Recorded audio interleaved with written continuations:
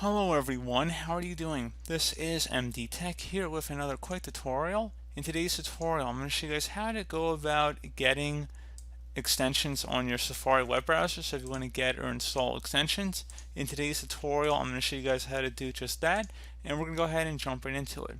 So first thing you want to do is just open up the Safari web browser, and into the search bar or address bar, you want to type in Safari Web Store.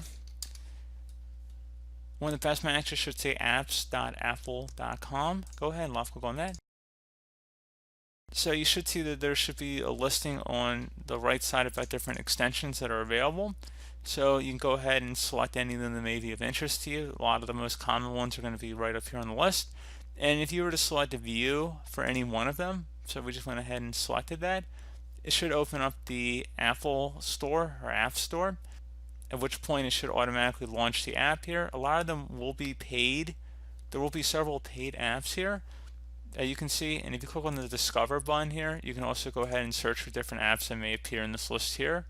So again, pretty straightforward. Let me go find a free app. So if we were to go back here, and let's say I selected the Grammarly app. Let's just say we went with that just randomly here, and we selected View.